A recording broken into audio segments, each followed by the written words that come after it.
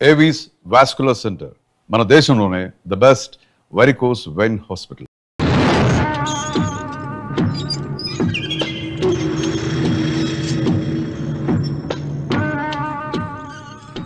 ఏమండి అటు చూడండి. పిచ్చిపోతే లేక నుంచి నువ్వు తిను మావయ్య. ఏ ఇంటికి నా కోసం వచ్చావు, నిన్ను నేను గౌరవించుకోవాలి కదా. అది మా నాన్న కూర్చుని ఉయ్యాల వల్ల. ఆహా, రేపు ఆయన చచ్చిపోతే ఎవరు కూర్చుంటారు? ఆయన బూడిద పోసి పెడతారా? సులోచన రఘు లేడు, ఎందుకు అలా అరుస్తారు?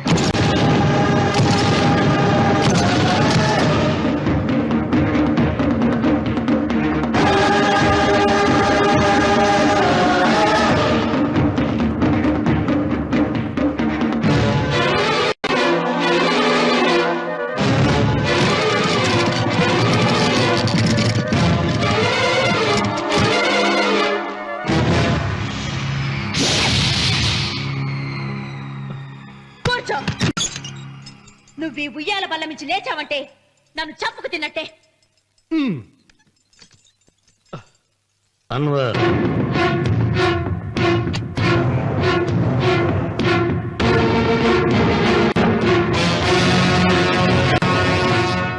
నువ్వు కూర్చో మావయ్య. సులోచన, బుద్ధి లేకుండా ప్రవర్తించకు. వేప చెట్టుకు పాలు పోసి పెంచినా అది చేదుగానే ఉంటుంది, కానీ తీయగా మారదని ఆయన ఎన్నిసార్లు చెప్పినా ఆయన మాట వినకుండా నీ అడుగులకు మడుగులెత్తాను. ఆయన ఎవరనుకుంటున్నావు? ఈ ఇంటికి పెద్ద. దేనిలో పెద్దండి? హత్యలు చేయడంలోనా, పక్కవాడ పొలాలు ఆక్రమించుకోవడంలోనా? వీధిలోకి వెళ్లి పసిబిడ్డని అడిగినా చెప్తాడు ఆయన ఎంతటి నీచుడో హంతకుడోనని.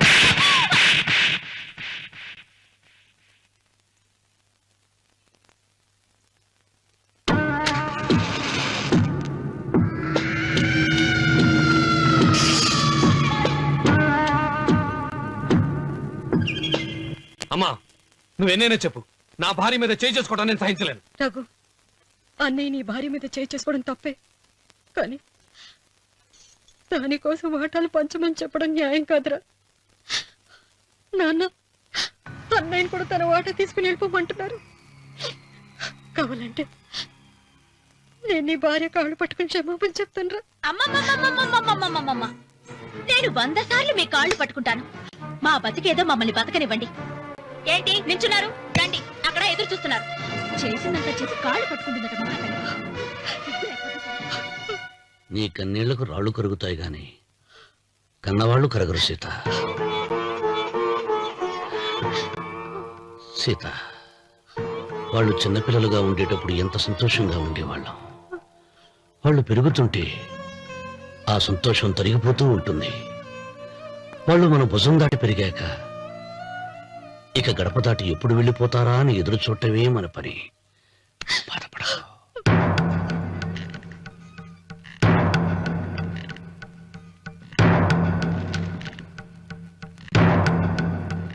ఇదేంటి లారి గారు, ఆస్తి మాత్రమే 3 వాటాలుగా రాశారేంటి? అమ్మ నగలో నాకు వాటా ఉందిగా, ఆ నగల గురించి కూడా దీంట్లో రాయండి.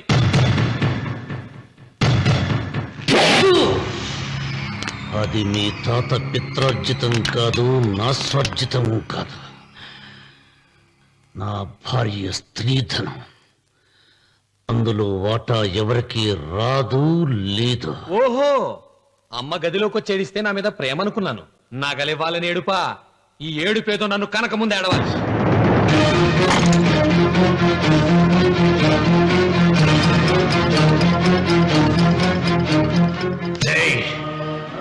నీ అమ్మను ఎంత మాట అన్నావురా?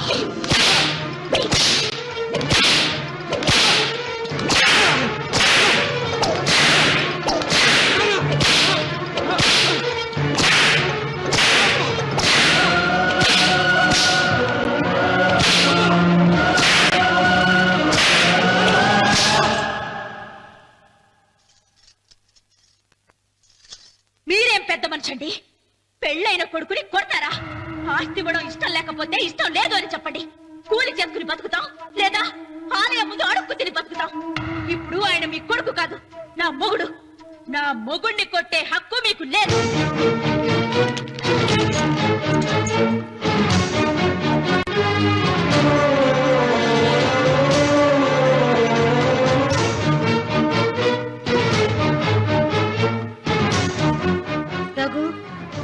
నీకు కావాల్సింది ఈ నగలేగా తీసుకొచ్చాను.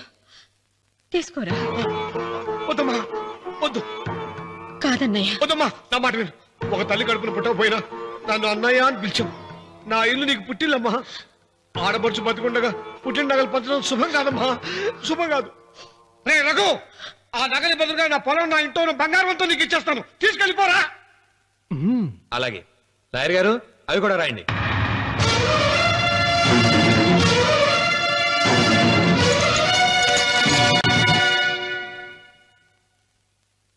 నాన్న, నాకు ఆస్తక్కర్లేదు. నేను మీతోనే ఉంటాను. మరదల్ని కొట్టే సంస్కారం ఉన్న కొడుకుని ఇంట్లో ఉంచుకునే సంస్కారం నాకు లేదు. వెళ్ళిపో.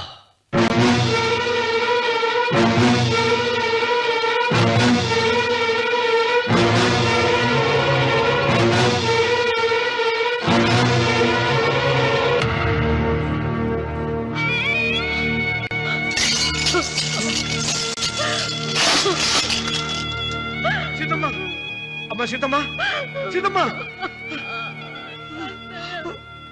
ఒరే రావుడు, నాకేదో భయంగా ఉందిరా. ఆ దేవుడి శాపం తగిలింది.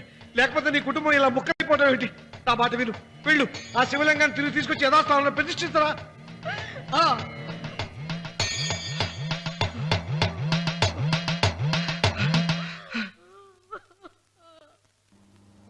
ఇదేమిట్రా రావుడు, శివలింగాన్ని తీసుకొస్తానని బయలుదేరి ఆలయం దగ్గర తీసుకొచ్చావేంటి?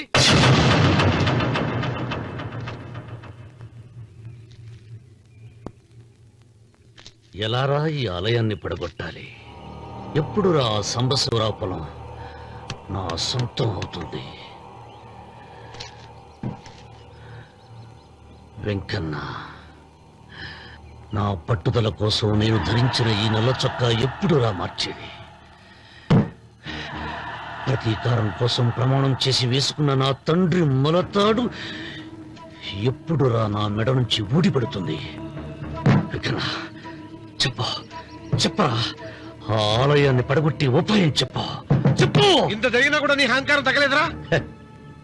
నారు పుయ్యకుండా నీరు పెట్టకుండా ఈ ప్రపంచంలో పెరిగేది ఒక్కటే, అహంకారం. అది నా సొంతం.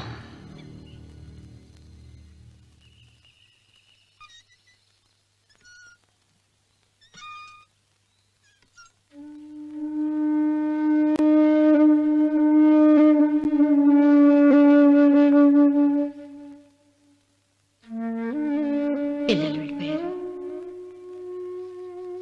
కోడళ్ళు వెళ్ళిపోయారు. వచ్చే రాఖీ పండుగ నాటికి ఇది కట్టడానికి నేను కూడా ఉండకుండా వెళ్ళిపోతానేమో. చిచ్చా, అవే మాటలమ్మా. నువ్వు నిండు 100 ఏళ్ళు బతకాలమ్మా. 15 రోజులు కూడా పిల్లలు లేకుండా బతకలేకపోతున్నదని 100 ఏళ్ళు ఎలా బ్రతకలన్నయ్య?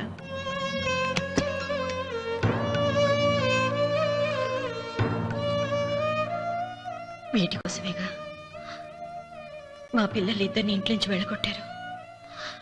నేను చనిపోయాక మా ఇద్దరు కోడలికి సమానంగా పంచిపెట్టమని చెప్పు. ఇప్పుడు ఎందుకమ్మా అదంతా? అసలే నీ ఆరోగ్యం బాగలేదు. నన్నెప్పుడు నిండు ముత్తైదుగా చూడాలనేది ఆయన కోరిక.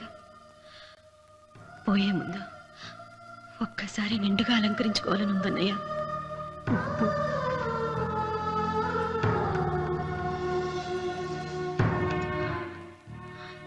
ఈ అన్నయ్య లేకపోతే నా ఈ కోరిక తీరేది కాదు. నీ చేతులతో అలంకరించన్నయ్య.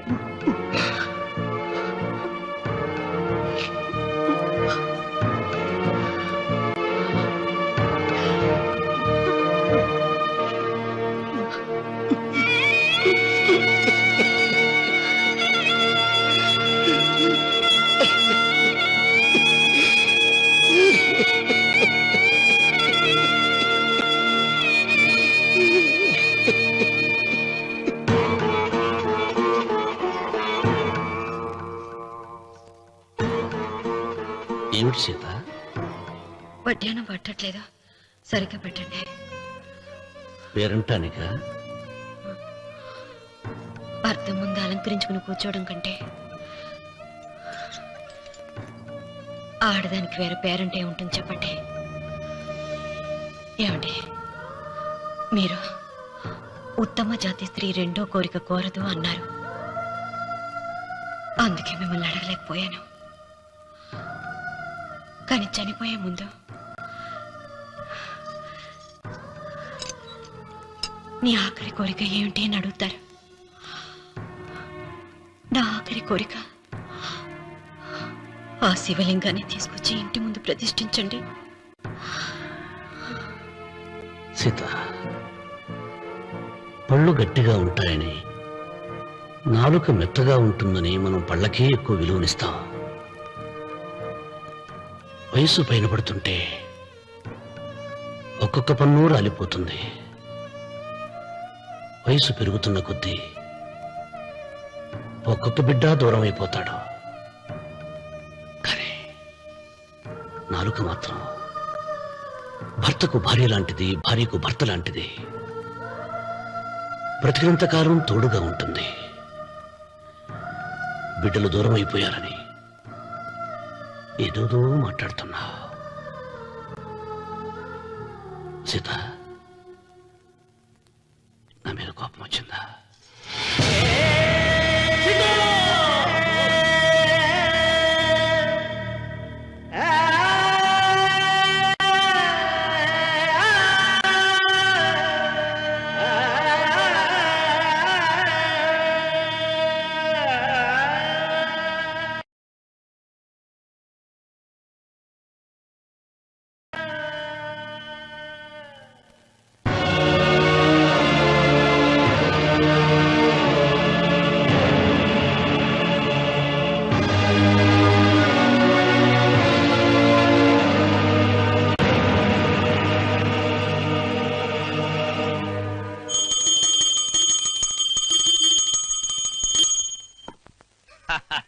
అక్కడ రామన్న చౌదరి చచ్చిన పేళానికి దీపం వెలిగించాడు, ఇక్కడ ఈయన అమ్మూరికి ఆరతి వెలిగించాడు.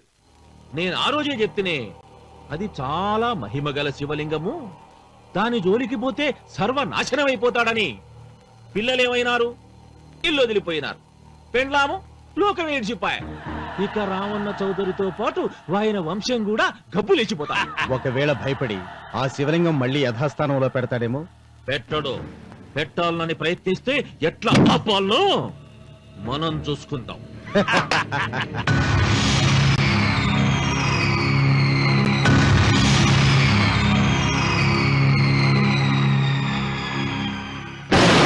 ఆలయాన్ని పడగొట్టించి ఆలయమే లేదు కాబట్టి ఇక పొలం ఎందుకని ప్రశ్నించి అప్పుడు నా స్వాధీనం చేసుకున్నాను. అమ్మవారి ఆలయాన్ని నువ్వు తాకలేవు.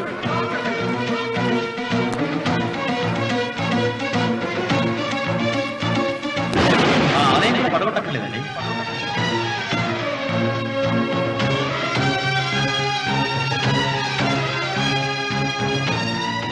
నీ వంశం నిర్వంశమైపోతుంది.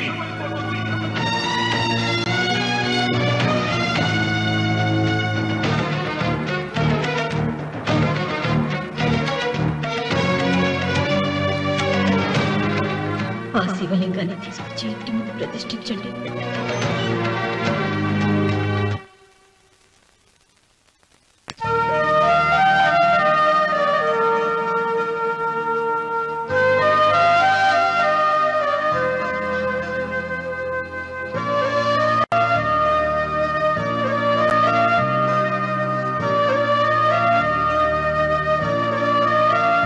రావుడు, 6 నెలల తర్వాత నీకు శుభార్త. నీకు మనవడు పుట్టాడురా.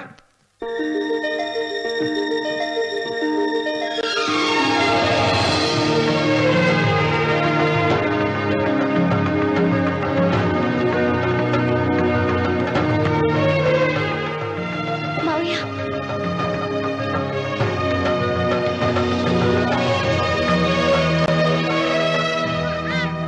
నా వంశం నిర్వంశమైపోతుందని జటాధారి శపించిన ఎదిరించి నా ఇంట పుట్టిన మొదటి వంశాంకురం.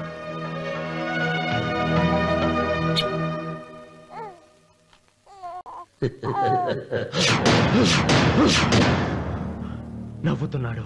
ఆ రమణ నవ్వుతున్నాడు. మళ్ళీ నవ్వుతున్నాడు. వాడు నవ్వుతున్నాడు. వారసుడు పుట్టాడని హాయిగా నవ్వుతున్నాడు. వాడి ముఖంలో ఆనందం కనిపిస్తే నీ జీవితంలో నిప్పులు పోసుకున్నట్టే తెలుసా? నా అనుమానం 3వ వాట కింద తను ఉంచుకున్న ఆస్తి, అంతస్తు, నగలు అన్ని అన్ని అన్ని ఆ బిడ్డకి రాసిస్తాడు తెలుసా? మొన్న డాక్టర్ పరీక్షించి ఏం చెప్పింది నీకు?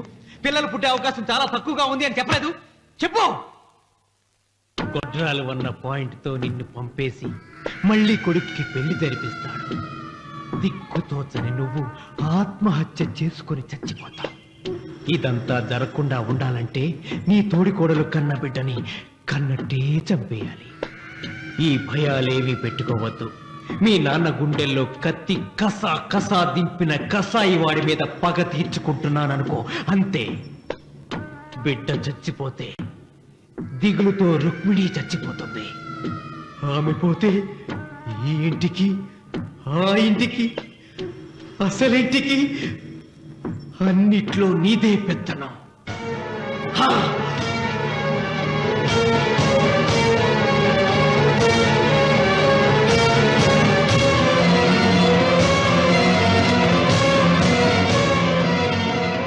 నాకు చిన్న సాయం చేయాలి, చేస్తావా? ఏంటమ్మా? బిడ్డకి పాలల్లో విషం కలపాలి. అయ్యో, నేను అర్థాన్ని కాదమ్మా.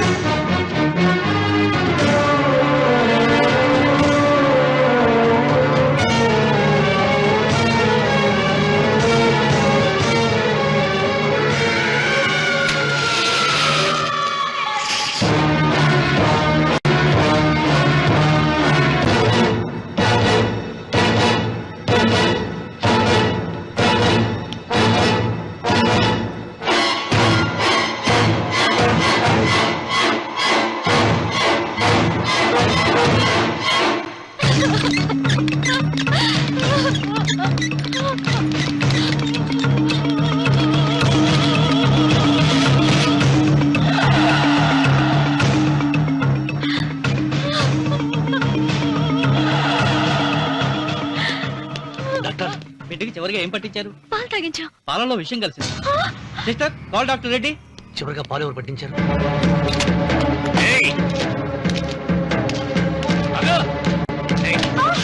పాలలో ఏం కలిపావు? నాకేం తెలియదు బాబు. నిజం చెప్పు. చెప్పదు బాబు. మీ మరదలే డబ్బిచ్చి బాబుకు పాలలో విషయం కలపమని చెప్పింది.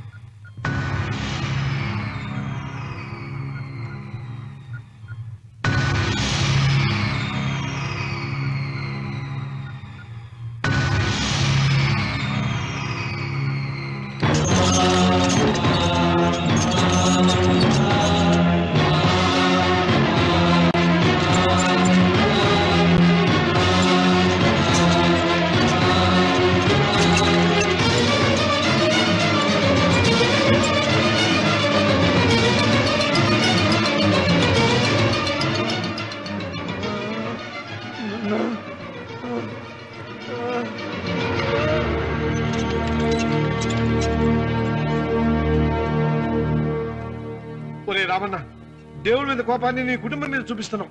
కింద జన్మలో చేసిన పాపం వల్ల నీ తండ్రి అలా అయిపోయాడు, కానీ ఈ జన్మలో చేసిన పుణ్యానికి కాదురా.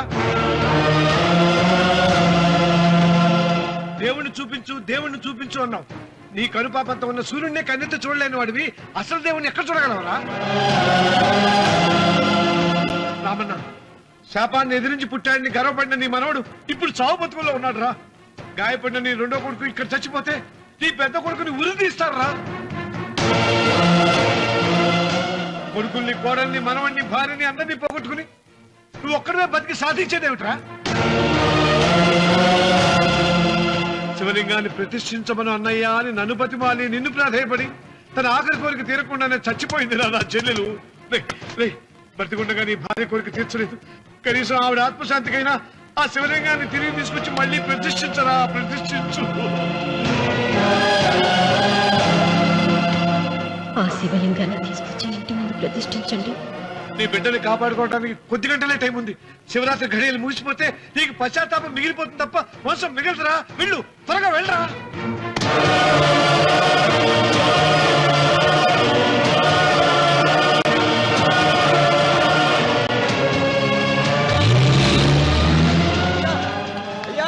అయ్యా గారు,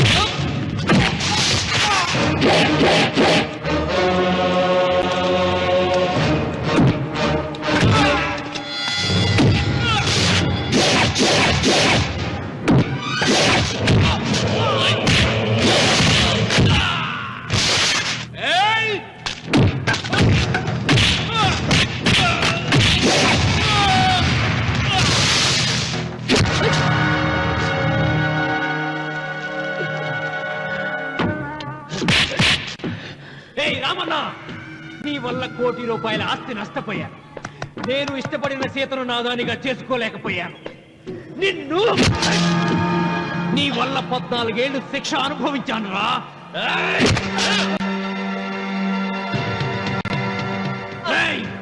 ఒంటరితనం నాకు అంటగట్టిన నిన్ను నీ కుటుంబంతో కలిసి ఉండనివ్వనురా.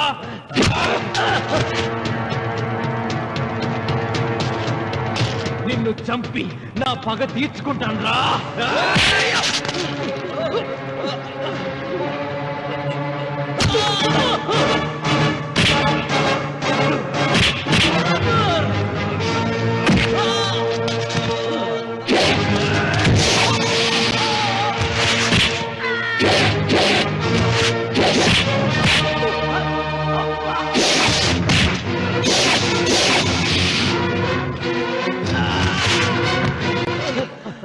అయ్యా, అయ్యా, శివలింగం.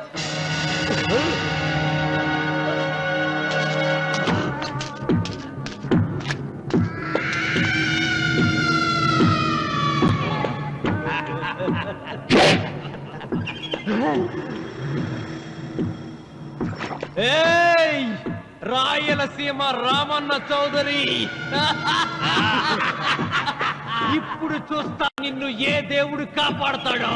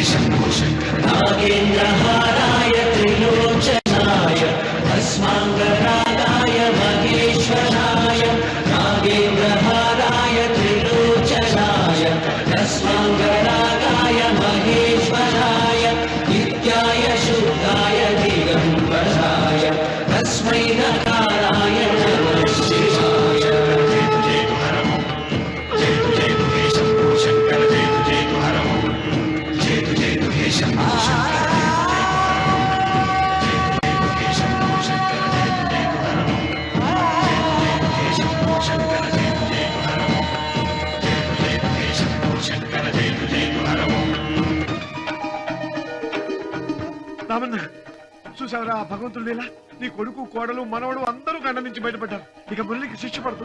నీ కుటుంబం అంతా చల్లగా ఉంటుంది. సీతమ్మ ఆత్మ ఇప్పుడు శాంతిస్తుందిరా.